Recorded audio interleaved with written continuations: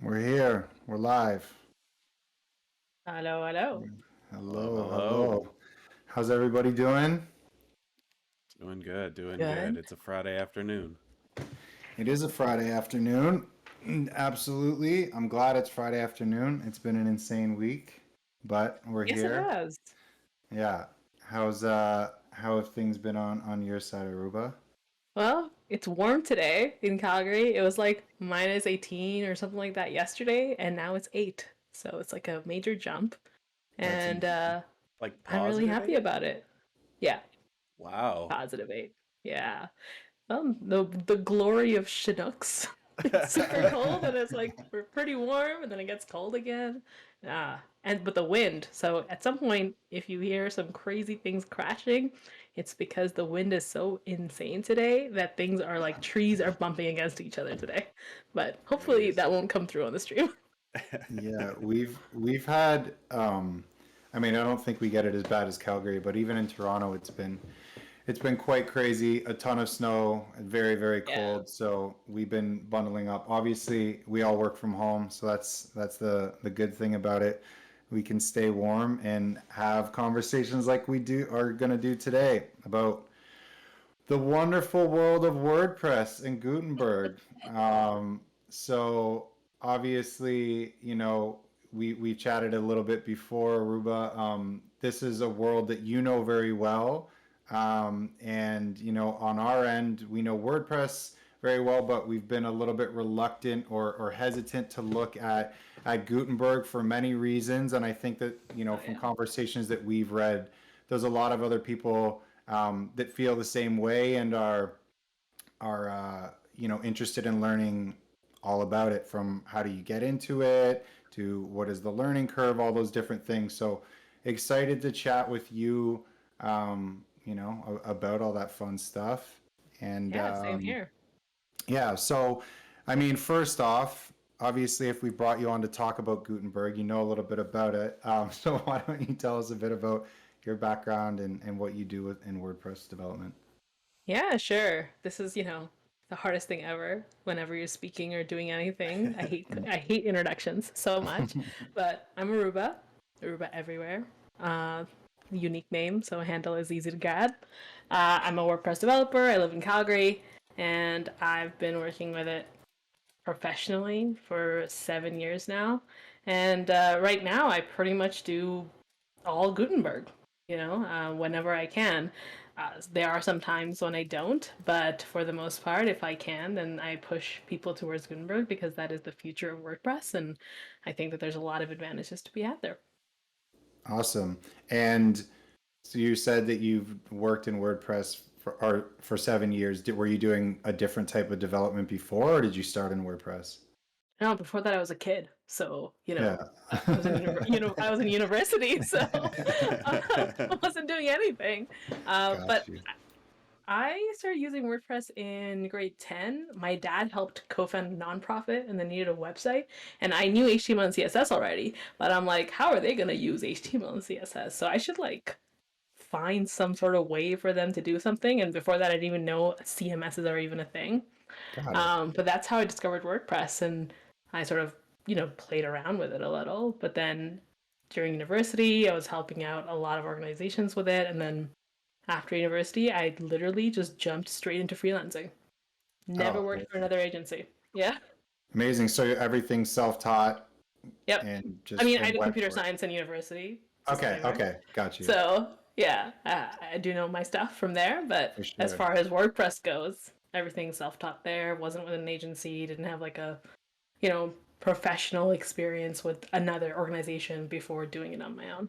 Amazing. And I'm curious always about like so I actually went to school for computer programming, which was more software development, and then taught myself web. Um, Hmm. and I had quite a few people. So I went to college. I didn't take comp sci, but I had people that had a comp sci degree and then came and took my course just because it was more hands on. Did you Yeah. find that like did you learn HTML and CSS, like at least some basic stuff in comp sci or any web stuff? So the first couple years were all like super theoretical, much more like on the theory side, Hmm. algorithms, that kind of thing. And then the last 2 years, I went to University of Alberta, and you can take more interesting courses, I guess. We had quite a bit of hands-on of stuff that you could do, especially in the last 2 years. I Hmm. didn't do any of the basics courses because I already knew that stuff, but then I was able to jump into like databases and they had some web specific courses as well that I did and stuff like that. So Oh, I cool. think U of A is pretty good about that. I'm not sure about like other degrees nowadays. I think they're more hands on now than they used to be, maybe. Sure. But U of A was always really good about like having a really good mixture between theory and hands on practical stuff. Amazing. That's cool. That's cool. Yeah. So when I guess is like maybe a bit of a preamble into getting to Gutenberg. Gutenberg obviously Mm, wasn't around when you started on this WordPress journey. yeah. So I'm sure that you probably, if you were just learning about CMSs and stuff, were you just like messing with pre-built themes and then started building your own, or how did that whole journey start? So in high school, when I was doing stuff, I was literally just creating child themes on top of the default themes. Got it. And then when I was in university and I was working with large organizations and, not just for my dad's nonprofit, Mhm. um, I started learning more about it. And that's when I came across ACF 4 at the time. And I was like, whoa, this is a game changer. This is mind blowing. Oh my God, I can do so much Yep. more stuff now. Yeah, Um, and, life in WordPress development was never the same again. for sure. So I remember when I discovered ACF, it was actually because of Kyle. So Kyle was working at an agency, uh, and he was just getting, into the whole world of dev and everything. And he showed it to me because I was just like, how do you build stuff on WordPress? I know you can blog, and then he was showing me ACF, and we were blown away by it. And again, we still use it a lot Yeah. today. Um, I guess when you got into that ACF side of things, were you moving towards or I guess, sorry, let me rephrase the question. When you first started using it, like what abilities did you have in ACF for? Like, could you do as much as you could do with it today, or was it rather rudimentary, or what was possible? So flexible content hadn't come out yet, Okay. but the repeater did exist. And at the time with ACF4, everything was a separate add-on. And Yep. I remember buying like, oh, okay, this is my first project with ACF. I don't want to buy all the add-ons yet, but let me buy, the repeater for sure, because this is magical stuff. Yeah. And, you know, um, yeah, I think the repeater was the very first one that I bought. And later on, then ACF 5 happened very quickly after I got introduced to ACF. And that's when, flexible content came. And then I was just like, layout possibilities. Oh, Yeah. Lord. Yeah. Yeah. Which, is the reason why I think that you will like Gutenberg once you get acclimated to it. Because if you use flexible content, the concept is essentially the same Hmm. on For a sure. rudimentary level. Yeah. Yeah. Yeah. Yeah. So I mean, Kyle, where would we have started when we were using ACF? Was it back when in the same kind of era? I guess so, like timing wise, about six or Yeah, we seven definitely years. would have been around probably about that time frame too. I remember I only found out about it because the first agency, like you were saying, I was working at, we were doing everything like literally coding in hooks to add in custom Yep. fields and setting them in the options table ourselves, and it was Hmm. writing queries, SQL queries by hand. It was just chaos. And then we actually had an intern fresh out of college come in and was working, got put on a project one day that was like, we were like, oh, this will probably take like a few days, we'll keep them nice and busy. And they had it done in half a day, and everyone was like, there's no way, like it's hard coded or something. And Yeah. she showed it to us, and she's like, yeah, I just use this. She's like, it's super cool, I've messed around with it before. And I just remember all the developers being like, what even, like, what black magic is this? Like, this is insane. Yeah, like you just did what one of us would have pegged at a few days worth of work in a half a day, and it works flawlessly, and the code is Yeah. super clean. And Yeah, it would have been back in those days too, because like you said, I remember having to buy all the additional features and Yeah. stuff like that, and just being like, "Oh, but that's so cool!" But now I have to justify the expense. But And you yeah, it totally probably would have been can. exactly. Yeah, exactly. That was the beauty of it. So, I mean, is it, and I guess just to clarify, in case there is anybody out there watching, what ACF is. So, ACF is Advanced Custom Fields, which is a third-party plugin that allows you to create more fields within pages and posts and stuff like that to pull data from the back end into the front end. Is that a fair assessment from a front end developer's point of view, or? Yeah, Okay, okay, I'd cool. say I'd say so. so. Yeah. So, I mean, I guess, well, maybe we should start off. What is Gutenberg? That's the big question. Mm. Okay, so we all are from the non-Gutenberg era. That's when we started, and Hmm. so WordPress had what is now called the Classic Editor, which is just the tiny MCE editor that you have basic. It's like Microsoft Word inside WordPress essentially, Hmm. but less complicated.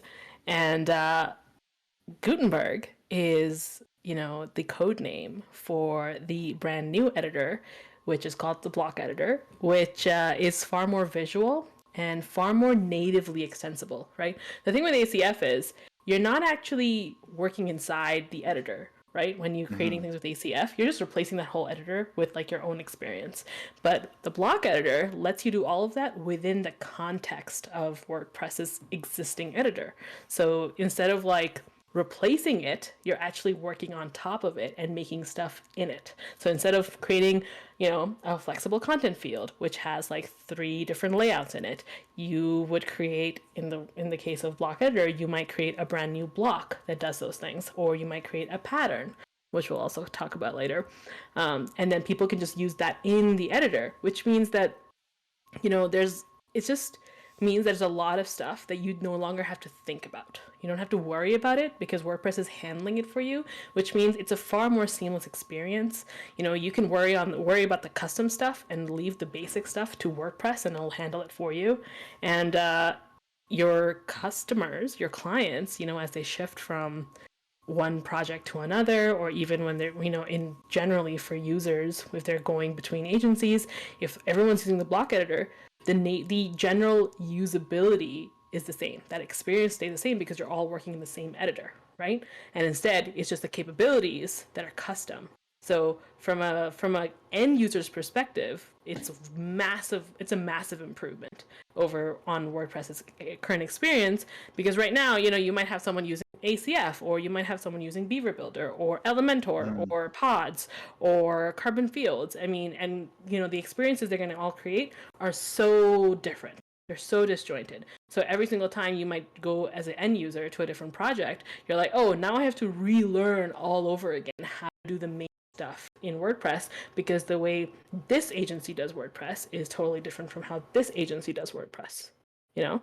Yeah, So yeah, no, for sure. And I mean, I think that that's one of the biggest things, and that I've struggled to wrap my head around, like, as somebody who builds WordPress websites, and as an agency that does that and has for years, but then also thinking about, again, what's the experience for the people that we're handing it off to, because I think that at the end of the day, like, I do front end and I do UX UI, and mhm. I think just as much about what is the user experience for the person who has to maintain the site as Yes. the person who's visiting the site, and those are equally important. And I agree with you, like, to people who don't do what we do, it's just like it's all just WordPress to them. So they're like, well, why can't I do this? My last site, I could just like drag and drop. So say they were using like an Exactly. Elementor theme or something, and then we build it and it's ACF, and it gets Yep. so fragmented. Sometimes they think like that you haven't done you haven't like lived up to the expectation, or what you've Hmm. done isn't as good, and again, it gets fragmented. It's like you're relearning a whole different piece of software each time, Yeah. which isn't a great experience. So, is it kind of fair to say that the block? Sorry, actually, one thing. Should we be Mhm. calling it block editor and not Gutenberg, since that's code name where we pass Gutenberg? It's okay, either way. So the backstory here is that The block editor is what it actually is, but there's a plugin called Gutenberg, which is the feature plugin. So stuff happens in there first. It's tested, it's created there, and then when everything's sort of solid in there, it gets pushed into its core. Got it. So Okay. the experience is the block editor, but the Gutenberg is the plugin where things happen first. So I like to say block editor because that's the most correct term. And end users who have never known WordPress without it, they see it as just the editor. Really. Yeah, of course. You know? Yeah, They don't even call it the block editor. That to them, that is just the editor, right? Yeah. So, yeah. That makes sense. I remember the day that Gutenberg first came out and a bunch of sites auto-updated, and then everybody who was used to WordPress was like, "Oh my God, my whole site's broken!" And yeah, that was an interesting couple days. I still remember that one very well. For sure. So is it fair to say that Gutenberg, the block editor, this whole new experience is essentially, you know, them catching up with something like ACF or Elementor or whatever? This is their crack at it that they're going to do the WordPress way. I don't think so. Okay. So I think that okay, so you know, aside from WordPress, we have a bunch of other CMSs in the world that are like popular, in varying degrees, right? There's Squarespace, there's Wix, there is Weebly, all that stuff, and I think that what those CMSs showed, Webflow, that's like a really big one right now. Yeah. What they showed is that a lot of people, not all people, but a lot of people benefit from visually being able to see what they're doing. Yes. Right? That's something that WordPress did not have. The other thing is, yes, you know, it is a response in some way to something like ACF, because you know what they're seeing is all these people, they're not using the editor inside WordPress because that editor can't really let you do a lot of things. So people are using WordPress in a way that is far more dynamic, far more interesting, far more complex. So what can we do in order to make it so they're building within the ecosystem in a way that is supported and seamless for people, rather than just replacing the experience with something completely else, which is now different and hard for people to, you know, switch between, and gets people locked into a system, right? Like, remember when Divi was all shortcodes? I don't even know, maybe Divi is still all shortcodes, but once you start using Divi, you're so hard locked into it because, you know, it was all shortcodes and it was impossible to extract your content out of it. So the block editor, its goal is to make it so that your content, that you are not locked into one way of doing things. You are locked into WordPress as a CMS, but you're not locked into editing experiences on top of it that are so wildly different that if you ever want to improve on it, upgrade, change, it's massively difficult to do so. For sure. And I think that in the end, that's actually really good for developers and for people like us who are building things for clients. Less support, less training, it's more intuitive experience. So yeah.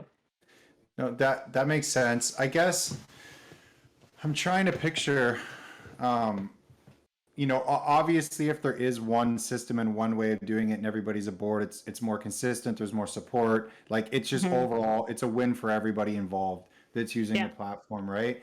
But I'm also just thinking about how often, you know, there's like these subgenres of WordPress developers, or I'm going to call them creators, because there's a lot of people who build WordPress websites all day, but they don't write any code.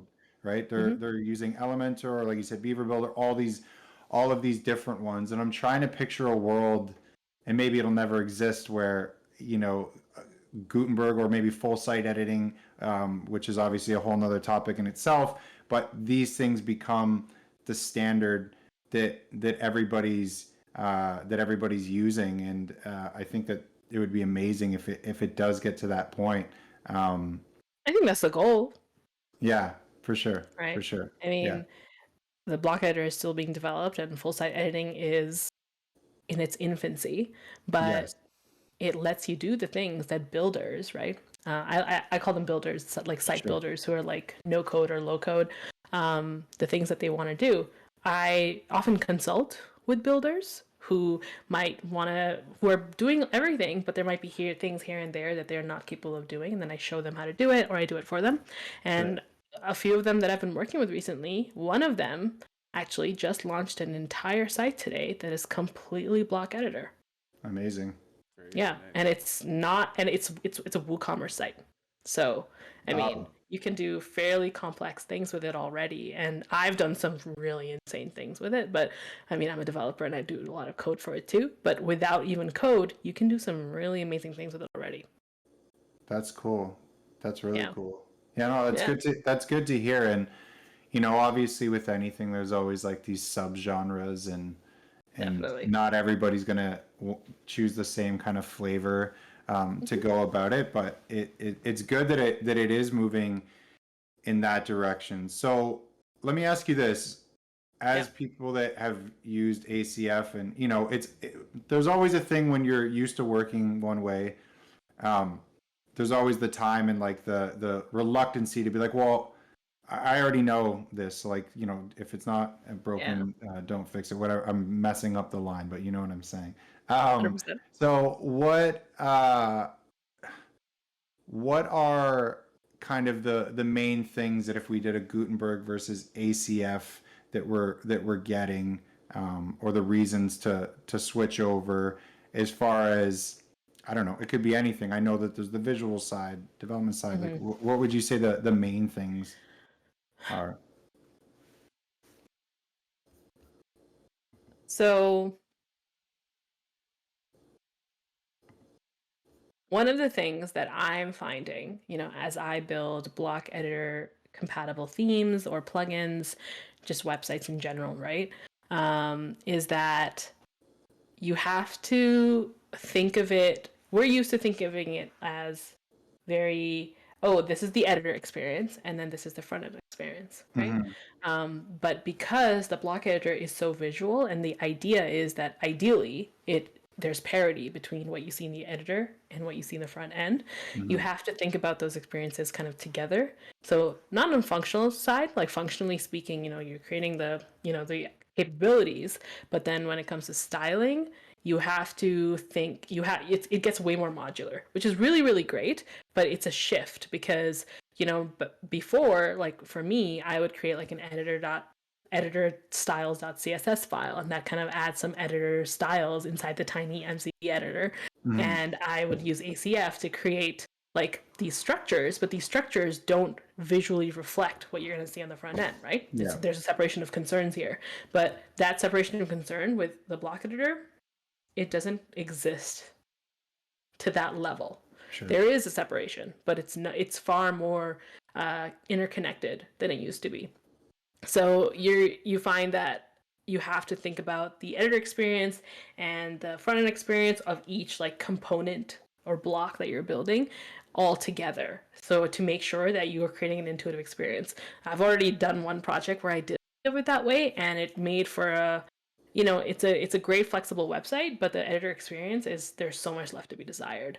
And when the editor experience is difficult, right? Like you said, it's really important that the experience for maintainers, the creators, the administrators of the website, they need to have a good seamless experience too.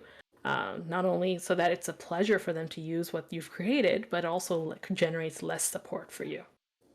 Yeah. And that change, it cascades into your entire workflow in ways that are really hard to anticipate until you're deep in the weeds. Sure. Yeah, no, like, which is why if you want to do it, jump on it on a really small brochure project. Like I highly recommend doing a client project on it, but small. Sure. Yeah. I mean, I that was one of the things that I've heard quite a bit of. I even watched like a video, it just came in my YouTube suggestions. It was like, are you saying yes to Gutenberg in 2022? And it just went through like a bunch of community people. And there's some people like, I'm a yes, no. Some people like, I'm saying it's a hard yes, not because it's where I would like it to be, but because we need to like invest in it and put, you know, get everybody on board so it gets to where we need to be, sort of thing. But it, you know, they all said like, there's some stuff that, you know, you have to figure out, and it's painful at the start, but you start to understand it, and you get used to some of the quirks of it. But I mean, I definitely agree as a person who, again, designs and develops, like and working with Kyle, who's doing most of the back end setup and development.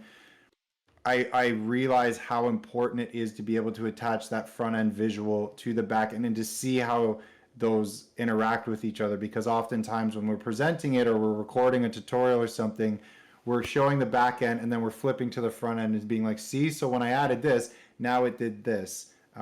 Versus when you're using something like the block editor, it's obviously much nicer to see that. So that being said, that in itself, I think, is a major win. One of the things that I'm really curious about is kind of more of the dev side of it. So like, I guess first, what are the skill sets that you need to have to get into building blocks and building whole sites with the block editor?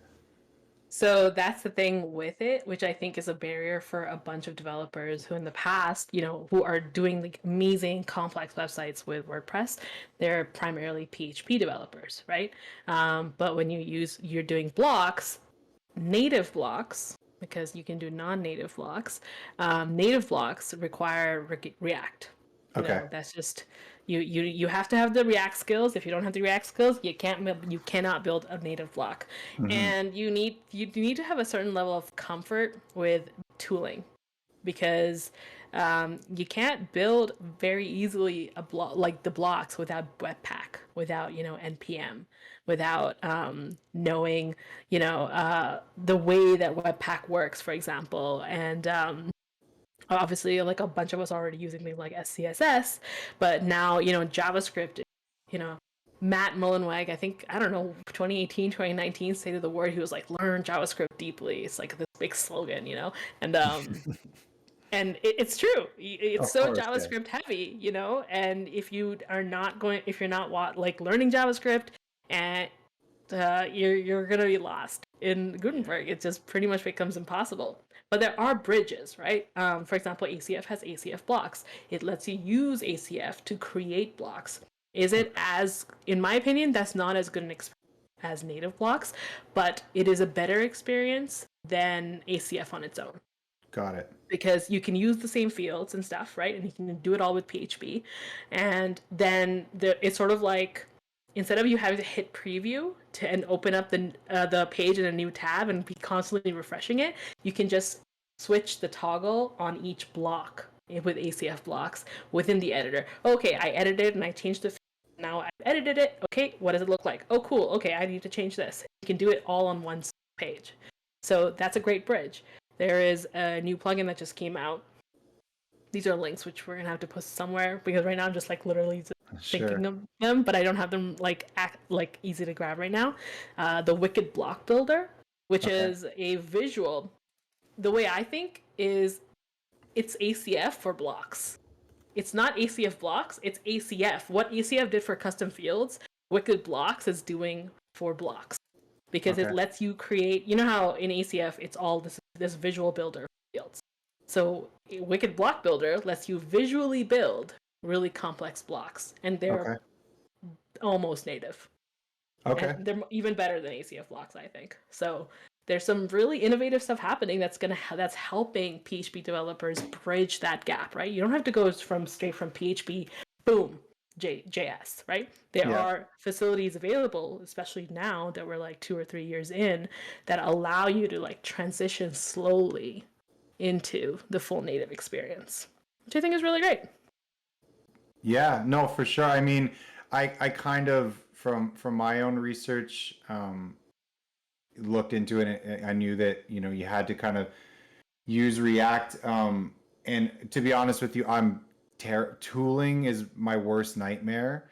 Kyle can attest to it. Like, I'm just like, just give me a code editor and let me work. Like, I don't want to mess with configs. I don't want to, like, I don't know how we've gotten to this point that there's 7 million things that have to all connect and be in the right version just for me to put hello world on a page. But here we are.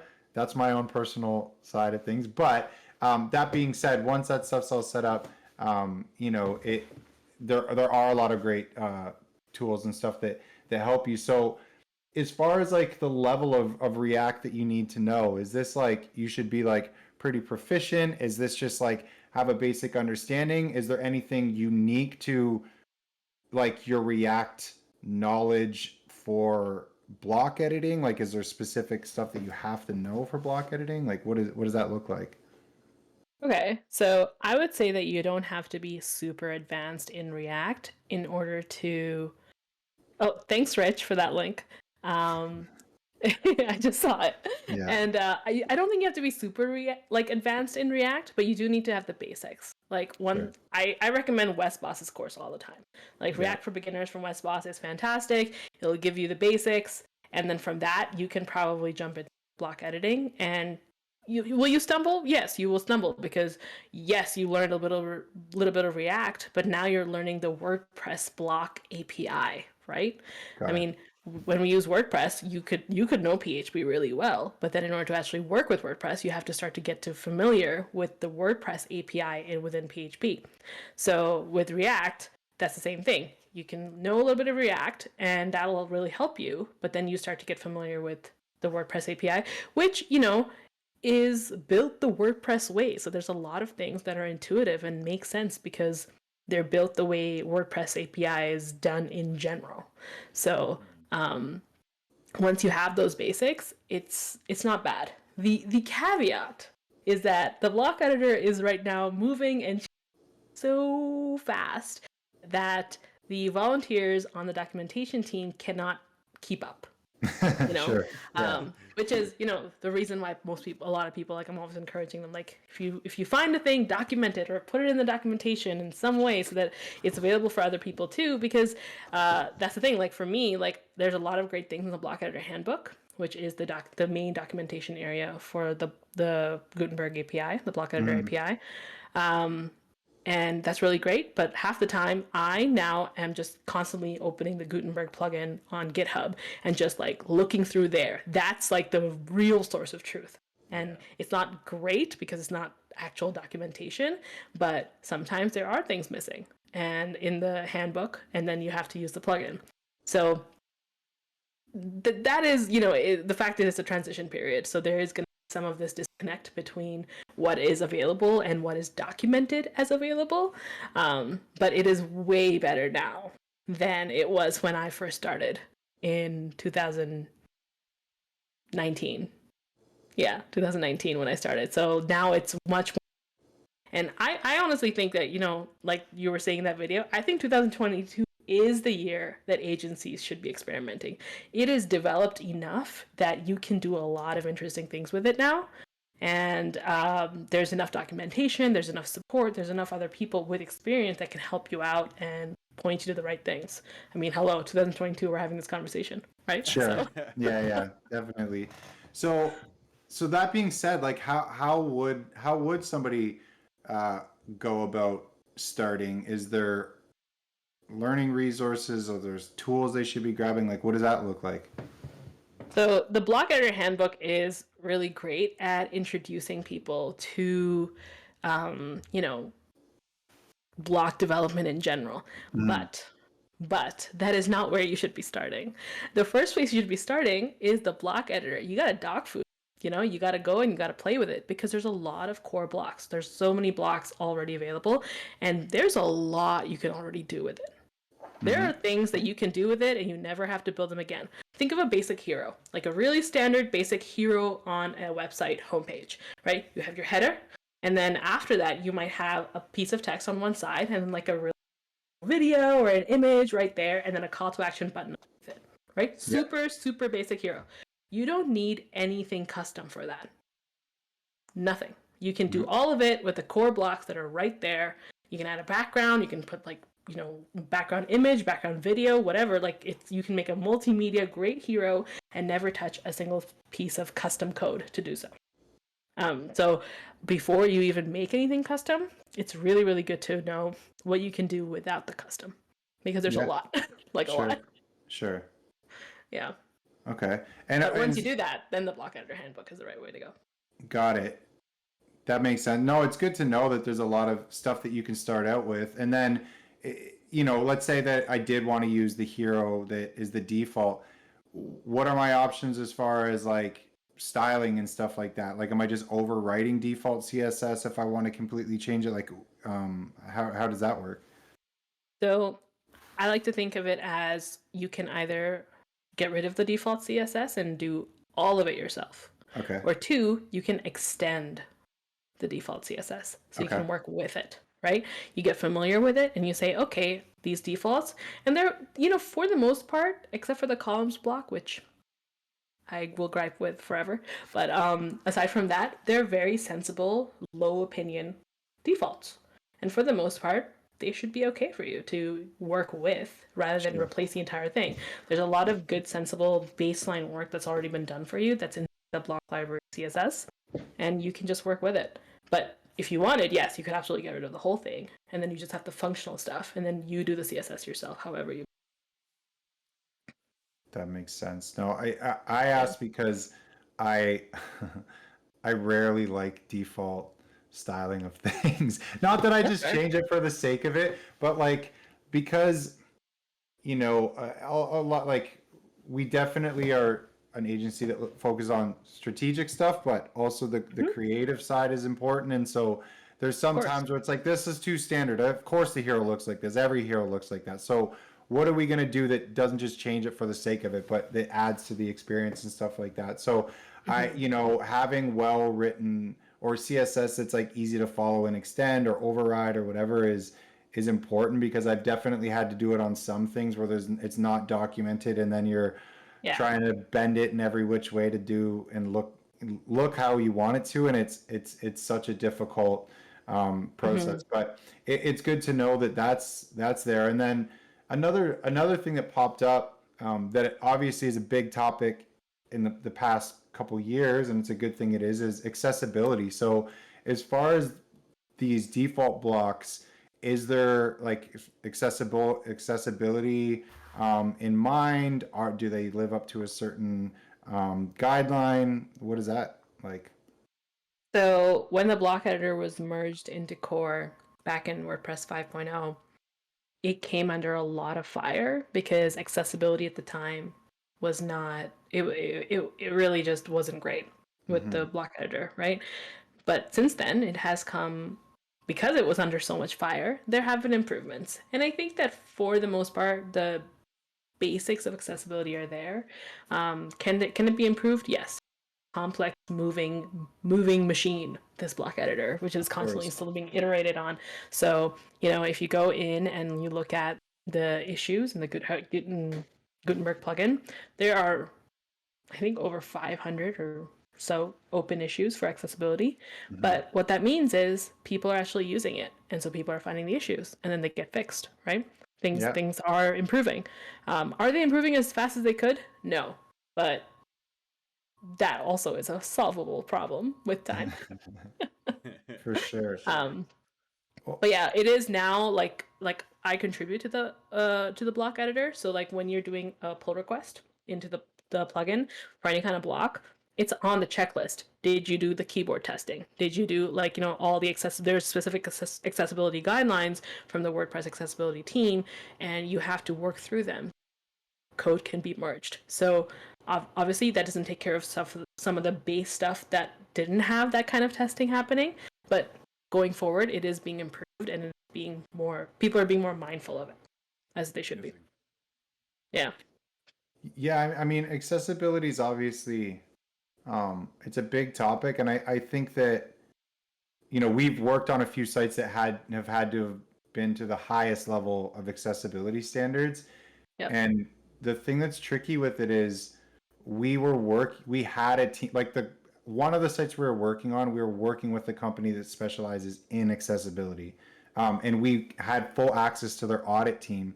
And we're reading about certain scenarios and how do you handle this correctly. And then you take it to the audit team, and we source the best information that we could find. And then the audit team would have a little nuance that's different than even sometimes people on the same team be like, no, I would actually do it like this. And then it's like, what is the answer? And then when you get things, especially with something like a block editor, where it's like things can be shifted in different orders, and what is the tab or and all these different things, it quickly balloons into a much more complex, an already complex thing. It gets Exactly. even more complex. So I can only imagine how tricky that is. But it's good to hear that it is something that's on the radar for people. You know, with accessibility in general, I like to tell people, if you're going to think of accessibility as a thing that you do after you build the thing, you're going to have so many problems. Yeah, yeah, Everything's going to be a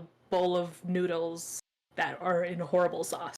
yeah, Um, you know, you, if you need to build it right into it, like when you're thinking of the design, when you're thinking of the strategy, absolutely. accessibility needs to be from there right from the beginning. Because if you do that, it's not as complex. Because then it is just the way things are, which is way better for designs, way better for content, it's way better for development. And I know that if you don't have images as or don't know anyone in the city, it can be hard, even when you want to be as accessible as you want, to always be keeping it in mind. But it's like, there should be like a big sign above your computer, like accessibility, think of it, accessibility, and then maybe it'll be better. For sure, for sure. There's so many things that pull away, that pull developers or projects away from it. And like you said, I think that it's just you have to do it from the beginning, like from Yep. design. Yep. Obviously color and contrast and all that play into its sizing. If it's not done in Exactly. design, but then it's also like layout and order and all of these different things. I know a common one that comes up that we see is like a common pattern that we see is like image left, text right, and then it might switch. It'll be text left, image right, and it goes Hmm. down and there's a feature and blah, blah, blah. It switches back and forth. The thing is Right. then when that goes to mobile, everybody wants it to be image and then Hmm. text or text and image and they all are the same. But in the Yeah. markup, it's left to right the way they're going to stack. So I can reorder them visually, but the Hmm. markup's not going to be in the right order. So if somebody's using a screen reader, it's going to Yep. read it in the wrong order. So then it's like, okay, well, what do I do? Do I write a line of JavaScript that completely pulls things out of the DOM and shifts them? And anyways, accessibility is obviously a huge and very Have order. important topic in itself. But yeah, there's so many nuanced details that you have to think about at that point, and every Yeah. single person involved in the project has to be on board and have an understanding of it from the designer, the devs. Everybody has to really be on board. So but And it yeah, has to be no, built it's into your costs, right? Like that's of the thing that course. a lot of people, they think of it as an afterthought, and therefore it's not in their costs that they gave to the client. And so now, you don't really want to do it, or you don't want to do justice to it because you're not Yeah, actually getting paid to do it, right? And the clients also need education, which I think that now there are clients who are more aware of it too, so they ask for it more too. yeah, But as the people building websites, it is also our job to educate them on why this is so important, why this is so needed, why, yes, this is going to cost you an X amount extra than this other agency said, because now this is going to be servicing the other 25% of the population, because, yeah, in that they are not, the website they're going to build is that like only 75% of the population can use. 25% kind of excluded. That's uncool. Let's not do that. We're nice yeah. people. We want to include everybody. Absolutely. And Yeah. I think just kind of on the same thing as costs, like obviously accessibility is one of those things that can be an afterthought, or that people need to think of the additional implications of that early on.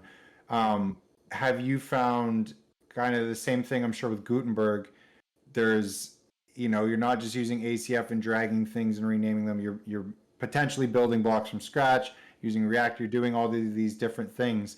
Um, is there like a range that you would say as far as development time, which obviously ends up equating to cost, that this takes, like in addition to workflows that we used to follow in the earlier years of WordPress?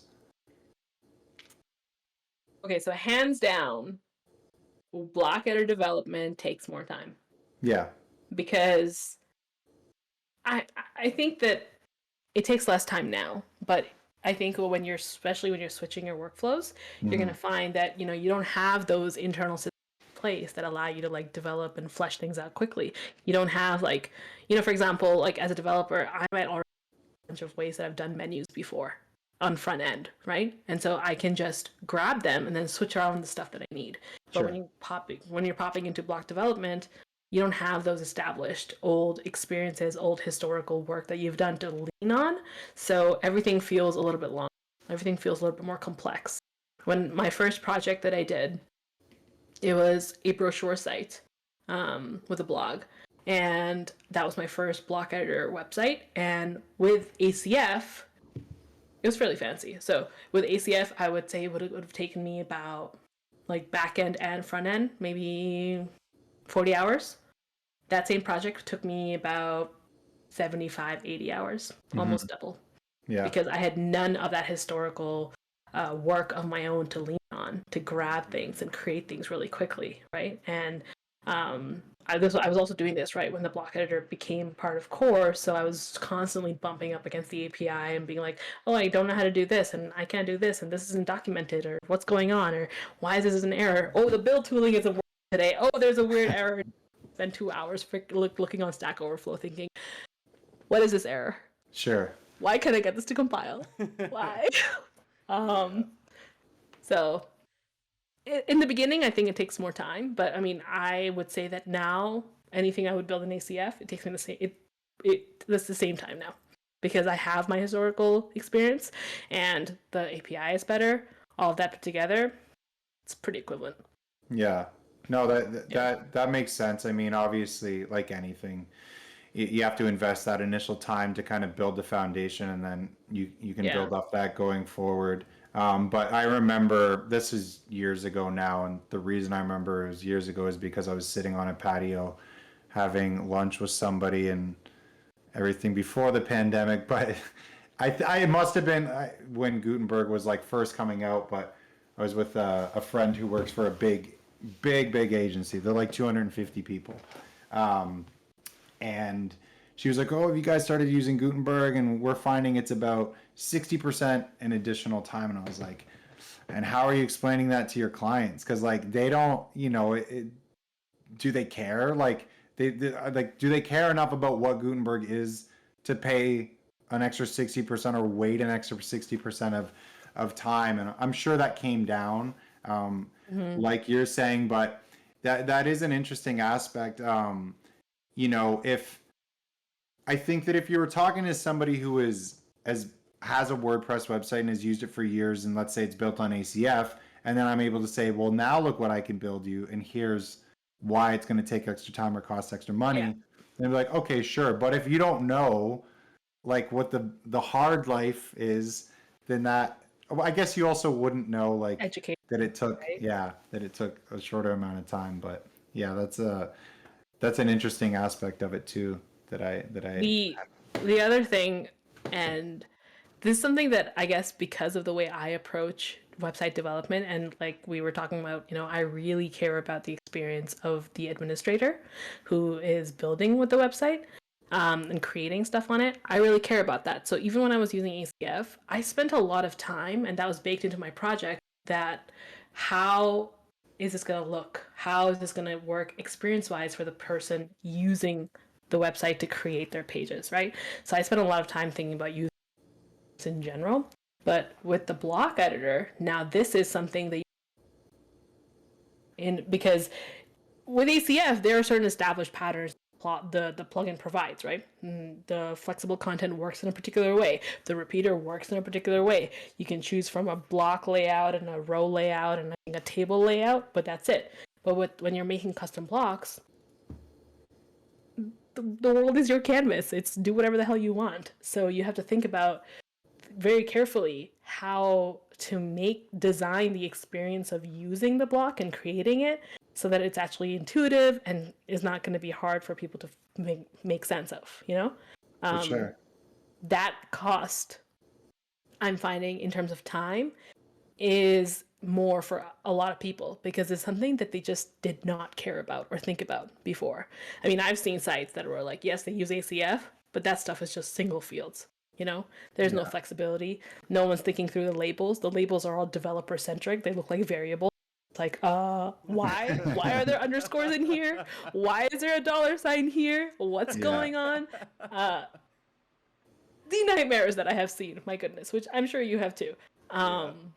Absolutely. But with the block editor, you can't do that. It's gonna be a bowl of shit. Yeah, for sure, for sure. I mean, I think we've definitely seen some backends that are painful to look at. And again, I mean, it's just as important to have to think about that experience as the experience on the front end. And I found typically those kind of match. If the front end isn't great, you can expect that the back end isn't that great as well. So Yeah, sometimes.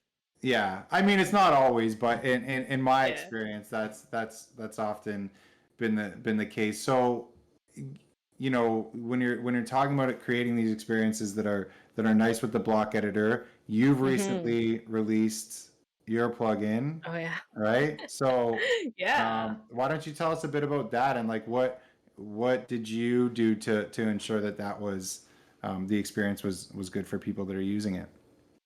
Sure. I guess the first thing to talk about is what it does. Yeah, The of block is course. called Superlist Block, and one of the things that you can't right now do in core WordPress in the block editor is when you have a list, you can't have um, multiple elements inside each list item, right? Like for example, like when you're coding, you might have a list heading inside and an icon inside it and a little description. You might have like a list of features, right?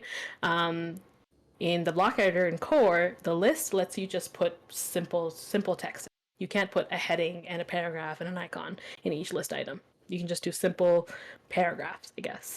And I was just like, oh, this is not cool. This is I need this flexibility, and I actually needed it. And I was like, oh, this is weird. Why doesn't this exist? This is not that hard to build. And I ended up building it. But along with doing it, so that people can have different list items that have multiple things inside it, I started experimenting with the experience of like how people will use the block, right? One of the things that in the block editor you have, can, right? So like in ACF, for example, you might have a flexible content layout, and inside there might be a repeater, and sometimes there's a repeater inside the repeater. Sure. So we're used to nesting things, and you can do that in the block editor too. But when you're nesting in the block editor, there's this little plus sign, this block inserter, and if you have a lot of things nesting, you might see a lot of different plus signs, and it's not always easy to tell which plus sign connects to which like container that you're adding something into. So one of the things that I was playing around with, what if inside the super list block, when you're nesting list items inside it, there's a really, really big ass label that says, this is the appender, this is the inserter for the list item. Click this. Or what if you could click on the toolbar, current list item, and use that to insert another list. So I'm just playing with like different ways to make the experience in it. But for example, I have a field that lets people control the size of the list item, and it's called sub item max, which is totally developer speak and makes Sure. like very little sense to like a regular person. And I'm like, what was I thinking? And Justin Tadlock wrote an article on Tavern about it, and he was just like, that's a little unintuitive. This doesn't make sense. And I'm like, you're right. Oh my goodness, you're right.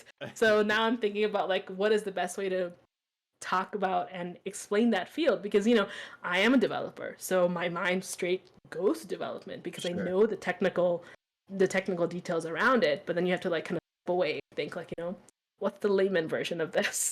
What is the easiest way to explain this concept? Or what is the easiest way to create this field of data that you want your user to input? So these are conversations that I'm always having with myself, but then I'm also installing other plugins. It's like, how did they do that? Or how did they do this? Oh, they did it like, oh, but what if we improved it this way? There's a lot of like experimenting that's going on because it's still new, right? I mean, it's like what, 2-3 years? in the land of tech, that may be big, long, old, but in the land of the block editor, this is still a baby. Well, not a baby, a toddler. Is Yeah. there a word for a 3-year-old? The troublesome threes or something. Yeah. Anyway, you know what I'm saying. But there's no like real established patterns. The only Sure. ones you have are in the core block. But the core blocks are still also constantly being iterating, right? So they're not like, yes, we know from data, this is absolutely the best way to do this. So you can see them as inspiration, but you can still we still need to be thinking about like what is the best way to create different types of field sets of data that you might need in a certain block as you're creating your own. It's an ongoing conversation. Yeah. Yeah. I mean, that's so it's not like you have these kind of strict rules that you have to follow with like there's this bar on a block and it has these buttons and then you can click and do this but then you can control what's inside. You can just like freestyle it, however I think this should go. That's the way that Pretty I'm doing much. I mean, Got you it. have all of these amazing fields that are available through the block editor API. There's text fields and select fields and all the regular things that you might expect, but Sure. you're not actually limited to those either. You can pull in, because it's just React, pull in anything you want. Yeah. Like the way we would do it on the front end, but now you can do it in the back end even easier. I mean, could you use like select to inside the admin in WordPress before? Yeah, you can, but it's not always the most straightforward thing. And if you want to do a more complex component, it's harder right now in the WordPress dashboard. But inside the block editor, because it's just React, pull in whatever you want and it will probably work. Some tweaks, but it's a lot easier than Cool. it's a free for all. Yeah, I mean it's a gift and a curse, right? Like I don't know. We've chatted about it a million times where it's like Yeah. you don't want to lock you don't want to like lock you don't want to be locked in a box, you don't want to lock other people in a box with certain things, but like there's a reason sometimes that those parameters are there because Yes. they keep things consistent and it's hard to know when to break the rules and when to follow them. And you know, we obviously a lot of the times you look to the platform or the people who've created to be like, well, what is the way that we do it? And they're like, I don't know, I'm still figuring it out ourselves. Yeah. We haven't really established it, but I think the good thing, or at least an assumption that I would You make, hear is that that like, wind? no, is it coming in now? It's so loud. Oh my goodness. Anyway, sorry about that. Well, hopefully you don't blow off the stream. Just slide your chair just slides right off. um, yeah, exactly. No, I like hopefully, I mean, obviously good user experience is good user experience, and there's a million places to take influence from. It doesn't have to, it could be even, I don't know, maybe there's something cool in Elementor or Wix or any of these, or maybe it's something that has nothing to do with tech. There's so many different places to get inspiration for some of these patterns, and obviously at the end of the day, it's about consistency and creating something that people can wrap their head around, like a mental model that is easy to follow. But I definitely, when I start playing with Block Editor, will try out Do it. your plugin for sure. But that's amazing that you've released something. Congrats on that. Yeah, it's actually my first plugin, which is kind of cool. Yeah. I haven't done any kind of plugin before, so Awesome. yeah, it's pretty neat. I do want to note one thing. Like, Mhm. it is a free for all, but it's also not a free for all. Okay. It's not a free for all the way the old editor was, right? Because what we were doing before is we're removing the entire editor and then just inserting whatever the hell we want. But now, even though you can create, there's a lot more flexibility in how you can put together components to create a block. The block editor is pretty locked down. There is the inspector, it's like a little sidebar. You can put stuff in there. There's the main editor where your block generally lives. You can put stuff in there. And then you have a toolbar at the top, and there's certain spots in the toolbar where you can put stuff. So the whole idea is still to keep it a really clean, unified experience. So it's extensible, but it is locked down. If that makes sense. Yeah. Got you. So Yeah. there's some parameters or some safeguards in place, Yeah.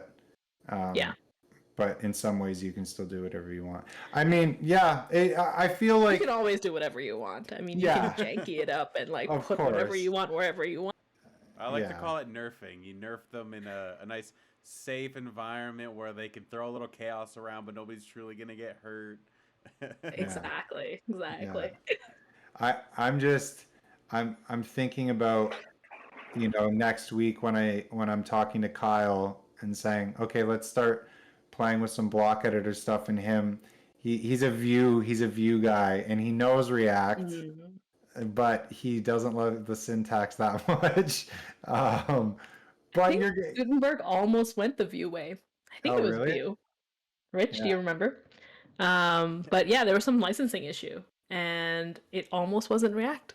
Oh, crazy. That's Really? so funny because I mean, I never heard about Vue licensing things, but I remember this was maybe 5 years ago, probably closer to six. Um, the last company I was working with, big software company, and we were starting a project, and we were going to use React. It wasn't like brand new, but it was like it was still like people were starting to talk and use it and show some cool stuff. Um, Mhm. and Vue was around too. Vue was very new.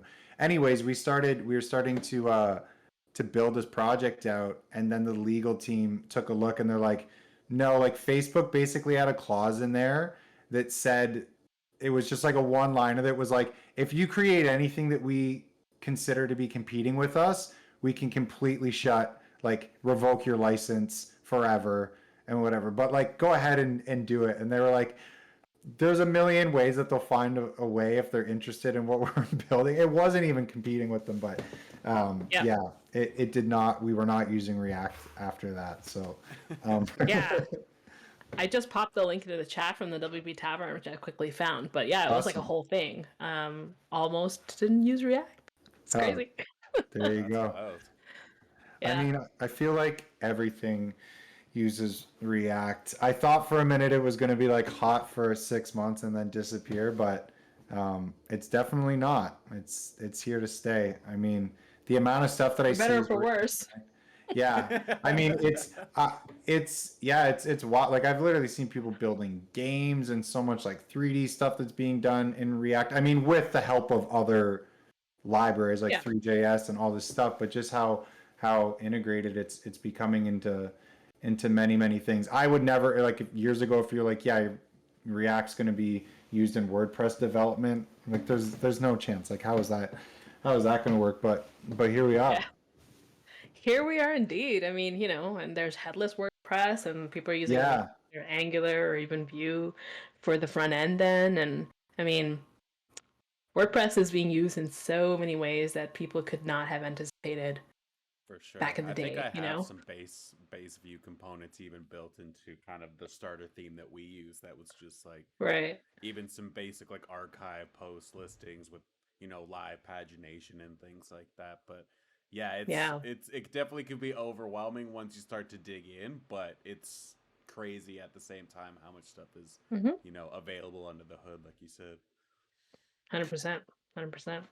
That actually just made me think, and I know for time we're going a little bit over, but one It's okay. question I do have, is there for React, or I guess I'm not the best with the terminology sometimes, are there like starter packages or repos for building blocks that um Yes. yeah. So React has a package called Create React App, right? Yeah, yeah. And it basically spins up a project for you.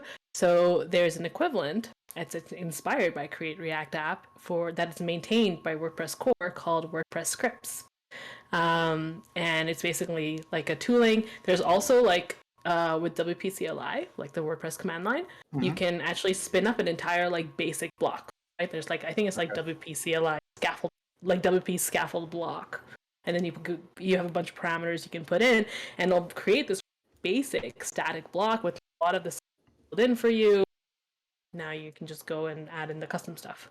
So Awesome. there's some That's pretty really good good to tools know. that yeah, that didn't exist when I started, but at the time there was a Create Gutenberg block, I think it was. Emma the Waste, he came up with it, which is still maintained, I think. But it was much more complex or hard, like verbose in a way that made it more difficult for you to understand. And it's much better now. It's much better now. Although WordPress scripts can sometimes be fragile, but I will say that about all the tooling. Any tooling that uses Webpack, my friend, oh my goodness, the frailty of Webpack. Things will break. You're like, oh, what node version am I on now? Oh yeah, that's been not even WordPress related, but on Webpack and tooling and node versioning and stuff on a Rails project that we work on. Ran into some interesting things on that same front recently. So yeah, I'm not surprised. It's tooling. Ugh. I just sent him a huge screenshot dump of the 7,000 lines of stuff, and I'm like, hey Kyle, what's going on here? And somehow he's like, oh, like just run this ball. I'm like, what? Out of all of that, like, am I insane? What did I not read there? But get used to reading through the jarble and finding that one error line that's like, oh, I've seen that before. I know what it is. My node version changed because I need 6 different ones for 6 different projects that are all from different years. Yeah. I kid you not, I have reinstalled and installed Node and NPM and NVM, so the Node version manager, I think 10 times in the last 3 weeks because WordPress scripts, there was something that happened to it, and I thought it was on my end, and I was like, hang on, and I just like install, uninstall. Oh, now it works. Wait, now it doesn't work. Wait, it works with Node 12. Wait, it works with Node 16. Oh my god, the headache. Headaches. I recently switched from the Mac environment and made the jump over to Windows. So I'm using for my dev environment. I'm just using Windows 10, but I'm using the WSL, the Linux subsystem underneath, just running Ubuntu, which surprisingly actually worked out very well. I'm pretty used to like doing DevOps and server stuff, so I wasn't super worried from that front. I was just kind of, I guess, a bit more worried about how the two are going to mesh. And it's surprisingly gone very well. But on your exact point, I've definitely had a lot of troubles and stuff doing NVM and RVM and stuff. And I literally the other week actually fully uninstalled and reinstalled Ubuntu and started fresh again because I had gone so far down a rabbit hole that I didn't even know where I messed up and just started clean. Yeah, and then you're just like, it's a whole bowl of spaghetti down there and there's no way I can untangle it. Just wipe the slate clean. Oh yeah, exactly. It just I had like 6 hours on debugging. And I was like, you know what? A fresh start sounds like a lot better situation. Yes. Oh man. Screw 6 hours of debugging. My goodness. Yeah. Just to start working on the problem. It's not even the bug. Yeah. I think this happened to me 2 weeks ago. Yeah, I was like, oh, I saw a bug in the Gutenberg plugin. This is an easy fix. This literally took me 10 minutes to fix it. Do you know how long it took me to get set up? 3.5 hours. Oh yeah. I was like, it's wild that's our lives sometimes. Yeah. Yep. The joys. It's like we're just trying to solve problems. Stop creating problems for us. We're just trying to make things work. Love-hate relationship with tooling. Of course. Well, Aurooba, obviously we've talked about a lot of different things with block development and Gutenberg and all that fun stuff, from how you begin to extra time it takes to react and all that stuff. I guess if I'm going to assume that you're fully invested. Let's go Gutenberg 2022 and beyond. But are there any final things that we should think about, that we should take away, just on the topic of Gutenberg or block editor? So I think the one thing, because full site editing just got launched, right? In beta, but launched nevertheless. Yep. Hold off on the FSE. Hold on the full site editing. Block editor, yes. Theme.json and classic themes, yes. But for enterprise clients or for complex projects, full site editing is nowhere near ready, right? The block editor is. Full site editing, no. So, I definitely encourage you to play with it. There's nuances. I mean, I have a project right now that uses both. It uses ACF and it uses the block editor. There's no ACF in the block editor, but I'm using ACF stuff outside, like in theme options or general settings pages and that kind of thing. So oftentimes you're going to find yourself in a blend, and that's okay. That's the good way to ease in and use the processes that you already have, but still start building in new workflows and processes for what is here to stay, right? It's here to stay. And there's an enormous amount of potential here, but how are you going to be part of that conversation or use that potential if you don't start now? The longer we wait, the harder it will get, because now you have to catch up on more things. I'm in there, I'm doing stuff, so when it comes out, I'm able to catch on and incorporate into my workflow really quickly. So Sure. the debt, there's not as much debt, right? But the longer we wait, the worse that's going to get. So that's why I think, yes, do stuff with the block editor. Do it. It's good for you in the long run, I promise. It's not broccoli. It's shrimp. Well, Rich I is like on both your those side for things. sure. Yeah. I like broccoli and shrimp. I had broccoli with my lunch, so I'm down. I'm down.